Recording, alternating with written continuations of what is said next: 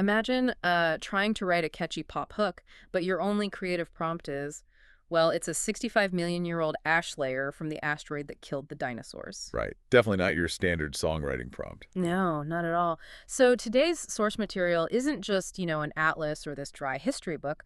We are looking at a really fascinating, highly unusual document titled Denmark Research Notes Group B.pdf. Yeah, it's basically intricate research notes and like blueprints for this massive songwriting project. Exactly. And the writers are attempting something incredibly ambitious. They want to capture the distinct regional identities of Denmark and the Faroe Islands, translating the literal dirt, the violent weather, and the historical blood of a place into melodies and lyrics. Which is wild because it forces you to completely reevaluate what makes a culture. You're no longer just looking at a map and asking, what are the tourist spots? Right. You're looking at a cliff face or a really specific type of brutal wind and asking, how did surviving this exact environment shape the psychology of the people who live here? Yeah, and how does that psychology actually sound when played out loud in a song? Exactly. So our mission for this deep dive is to extract these cultural, historical, and sensory nuggets right alongside these songwriters. We're going to break down how a rugged environment mechanically shapes a people's identity, their food, their resilience. It's a total paradigm shift. It really is. Whether you're planning a trip, looking for creative inspiration, or just intensely curious about how geography acts as a psychological blueprint, this deep dive is going to completely change how you view the whole concept of Scandinavian minimalism. So, okay, let's unpack this. Well, we have to start by establishing the cultural baseline of the mainland, because you can't really understand the extremes without understanding the center, right? Makes sense. So the notes open with the region of South Zealand and the islands, places like Lolland, Falster, and Men.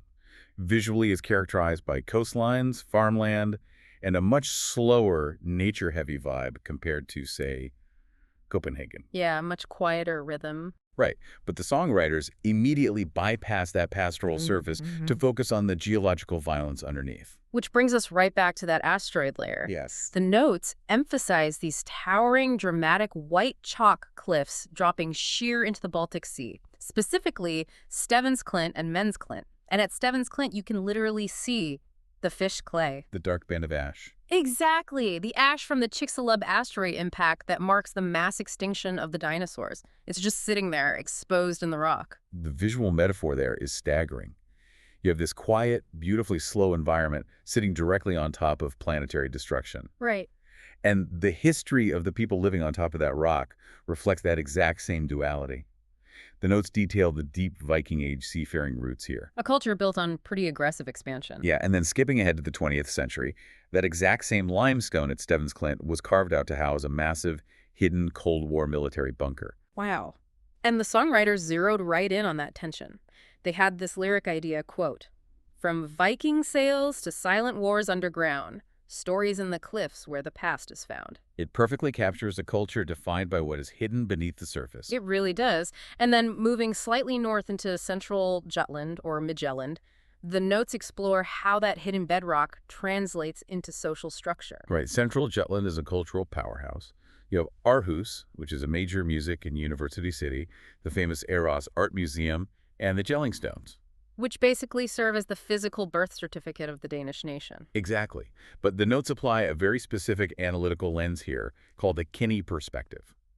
I found that fascinating. The Kinney perspective, it's essentially a sociological framework evaluating how these communities prioritize structural equilibrium. The mechanism of pragmatic moderation. Yeah, they don't value flashy excess. They value systems that actually function. It's an entire regional identity built on the idea that stability is infinitely more impressive than spectacle. And you see it baked right into the everyday language.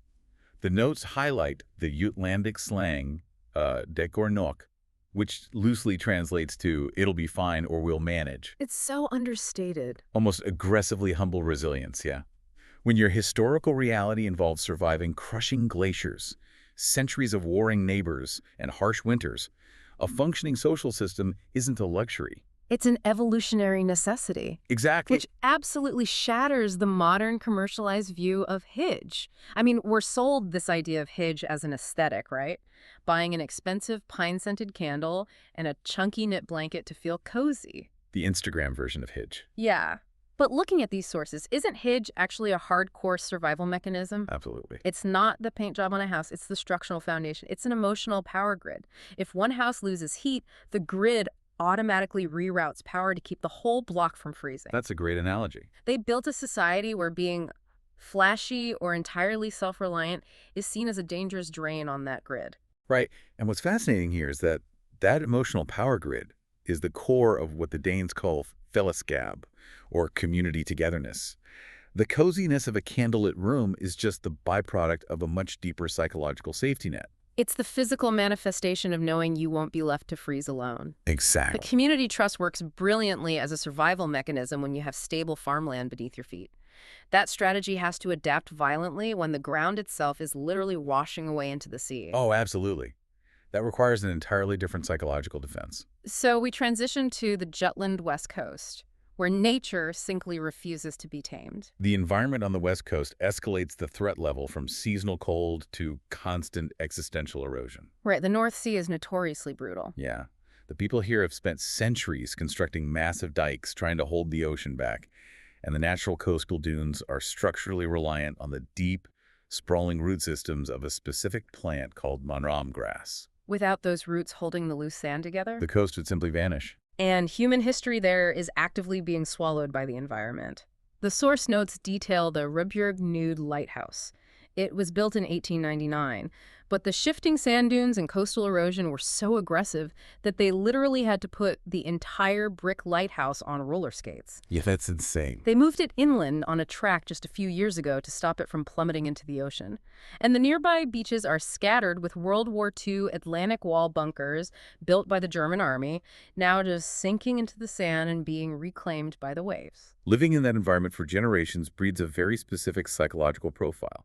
The West Jutlandic stereotype is defined by emotional restraint, intense toughness, and a razor-dry sense of humor. Which brings me to my absolute favorite detail in the entire document, the local slang for extreme weather. Oh, yeah. When a North Sea storm is ripping the roofs off barns and knocking over trees, the West Jutlandic understatement is just det blazer, it's windy. It's windy, just incredible. The songwriters clearly loved this practicality, noting the traditional gear of thick wool sweaters and rubber boots, alongside the local habit of winter bathing in the freezing ocean. The lyric idea here is fantastic. Boots in the sand, coat in the rain, style built for the wind and pain. It perfectly illustrates how their culture isn't trying to conquer the landscape. Right. Because if you build a rigid, towering skyscraper on a shifting sand dune, the storm will just shatter it. But if you act like the maram grass, keeping your head down, spreading deep communal roots, and flexing with the wind, you survive. Which brings us to Janteloven, the law of Jante. Usually, outsiders just translate it as don't brag.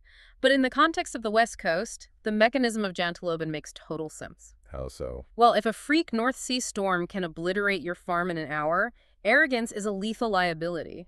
Individualism is an active threat to a community that needs absolutely everyone working together to haul sandbags when the dike breaks. Right, you can't be out for yourself. Exactly. Quiet pride is a survival tool. Exactly. The ocean doesn't care about your ego. The West Coast is a masterclass in enduring an unstoppable natural force. But as we move eastward to the island of Bornholm, the primary threat shifts entirely. It goes from nature to people. Yeah. We'll go from a war against nature to a resilient identity forged by endless geopolitical warfare. Bornholm is geographically isolated, sitting way out in the Baltic Sea, far east of the Danish mainland. It actually sits south of Sweden, and its tourism nickname is Solskinsin, or the Sunshine Island. It's lovely. Right. The notes describe this rugged, beautiful place with a thriving artistic culture focused on glassblowing and ceramics. But the sunshine branding is kind of a fascinating mask for a history defined by extreme paranoia and violence. Wait, really? Paranoia? Oh yeah. Because of its location right in the middle of the Baltic Sea, Bornholm was the ultimate strategic choke point. It was a vital Viking trade route, and throughout the Middle Ages it was a literal pawn, constantly fought over by Denmark, Sweden, and the powerful German trade network of Lübeck. The mechanism of the resilience is just wild. The document details a rebellion in 1658. The Swedish Empire had taken control of Bornholm. Right. And rather than just wait for a treaty, the local population organized an uprising, assassinated the Swedish commander, and then voluntarily handed the entire island back to the King of Denmark. They literally engineered their own geopolitical fate. Yes. Even in modern times, after the rest of Denmark was celebrating liberation at the end of World War II, Bornholm's main town of Røn was being heavily bombed by the Soviets in May of 1945. And you see that inherited trauma and defensive posture baked right into the architecture. Oh, the fortresses. Exactly. Yep. Hammersmith sits on the cliffs there as the largest medieval castle ruin in northern Europe. But the most striking examples are the round churches like Estrelers. They look so unique. They do. And these were not simply places of worship. They were designed as military fortresses. The architectural mechanism of a round church means there are no blind corners for an enemy raiding party to hide behind. Oh, wow. That's incredibly smart. The curved walls help deflect projectiles, and the reinforced upper floors were explicitly built to withstand sieges. I look at a round church doubling as a bunker, and I have to push back on the Sunshine Island vacation branding. I mean, their history is full of assassinations and Soviet bombings. It is surprisingly heavy. The songwriters captured this perfectly with the lyric idea, "We don't bow, we rewrite who owns the land." That is a very intense vibe for a vacation spot. It is, but that contrast is what makes Bornholm's regional identity so distinct. Geographic isolation breeds a culture that feels almost separate from the mainland. Right. They speak a softer, slightly Swedish-influenced dialect that sounds incredibly melodic and friendly.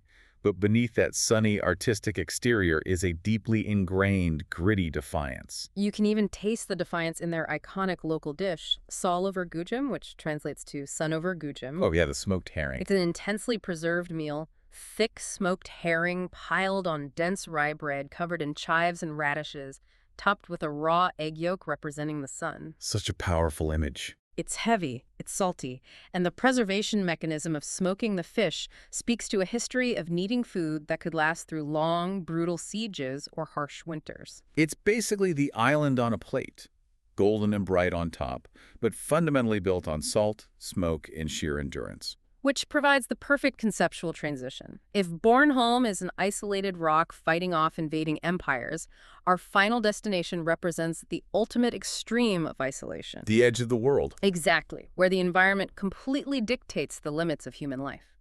We are moving to the Faroe Islands. The Faroe Islands force you to rethink adaptation entirely. This is an archipelago located far out in the turbulent North Atlantic Ocean, roughly halfway between Norway and Iceland. So, extremely remote. Yes. Settled by Vikings in the 9th century, and they gained home rule from Denmark in 1948. The scale of isolation is hard to comprehend.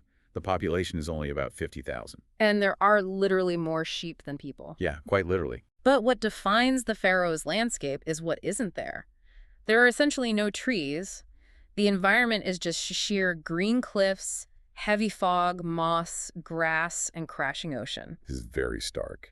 The visual of the Mulafosser waterfall is just a stream of water plummeting straight off a grassy cliff face directly into the violent Atlantic. When an environment lacks fundamental resources like wood, the mechanics of daily survival have to completely change. How so? Well, you see it in their architecture. The traditional grass-roofed houses, they aren't just for aesthetics. Right. The heavy soil and grass provide crucial insulation, but more importantly, the aerodynamic design allows the relentless North Atlantic winds to flow smoothly right over the structure, pinning the roof down rather than tearing it off. That is brilliant. And the mechanism of their food is even more fascinating. Without trees, you don't have firewood to traditionally smoke or cook meat. And without a stable climate for farming, you rely entirely on sheep and the ocean. So how do you preserve food? The salty wind. Exactly. The Faroes utilize a process called rest.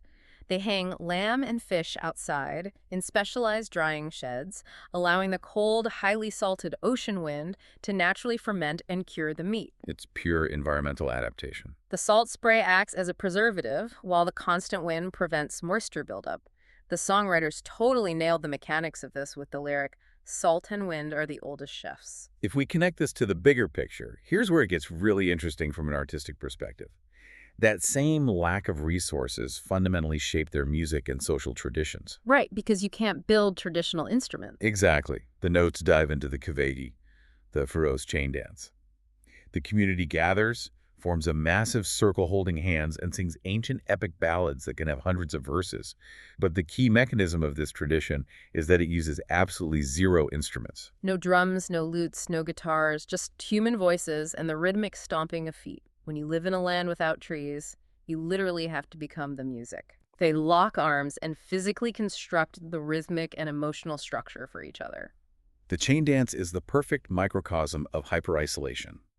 When you are that far removed from the rest of the world, your society becomes fiercely independent from the outside world, but utterly mechanically dependent on your immediate neighbors local. You cannot survive a North Atlantic winter alone. No, definitely not. Now, the notes also highlight a tradition that generates immense global controversy today, which is the Grindadrap whale hunt. Right, highly controversial. Very much so. But looking strictly at the sociological data in these blueprints, you see the mechanism of why this evolved. In a barren landscape lacking arable land, harvesting migrating whales was a historically necessary communal operation to secure enough calories for the community to survive the winter. It's an unbroken thread connecting ancestral survival to modern cultural identity in a severely resource-scarce environment. Exactly. And that intense, windswept, primal energy translates directly into their modern music exports. Artists like Ivor utilize an ethereal, almost haunting vocal style that mimics the vast, empty landscapes. And bands like Tyr channel that ancestral Viking history into progressive metal. Yes. Their modern sound is a direct acoustic reflection of their geography. It's amazing. So we've extracted the blueprints. We've gone from the systematic community trust of Central Jutland's emotional power grid to the stubborn, deep-rooted endurance of the Jutland West Coast. To the architectural paranoia of Bornholm. Yeah, and finally, the ultimate physical adaptation of the Faroe Islands. So what does this all mean for you listening right now? Well, it means that culture is never an accident. It is always a localized mechanism for survival. Exactly. Think about your own hometown. Think about the geography, the local weather patterns, or the hidden history of the place you grew up. How does that environment mechanically shape the slang you use? Or why your local comfort food is preserved or spiced the way it is. Right. These source notes aren't just a guide to Denmark. They are a blueprint for recognizing the lyrics of your own life. Which leads to a final thought I want to leave you with. Drawing from the slang section of the South Zealand notes, the document highlights a very common Danish word, pit. They translate it in the notes as, no worries, never mind, or it's fine. Right. We have a tendency to romanticize a concept like pit as this enlightened Scandinavian chillness. Oh, totally. We imagine a culture that has just organically achieved a higher level of Zen-like acceptance. But considering everything we just broke down today, the asteroid ash embedded in the cliffs, the centuries of violent Viking expansion, the shifting lighthouses swallowed by the North Sea, the constant warfare with Sweden, the absolute lack of resources on the Faroe Islands. Wait. What if pit isn't a sign of being relaxed at all? What if it's the exact opposite? What if pit is actually the learned historical exhaustion of a people? A collective psychological realization, hard-coded over 1,000 years, that you simply cannot control the ocean, you cannot stop the wind, and you cannot prevent empires from marching across your borders. So instead of burning your energy fighting the absolute inevitable... You just eat your smoked herring, look out at the incoming storm, say piet, and let it go. Wow. Pit it not as a trendy mindset, but as a deeply earned historical surrender to nature. That is incredible. I will never look at a minimalist Scandinavian design or hear a Nordic pop song the same way again. The bedrock changes everything. It really does. It turns out, to truly write a song about a place, you have to understand that bedrock. Thank you so much for joining us on this deep dive into these incredible source notes. We'll see you next time.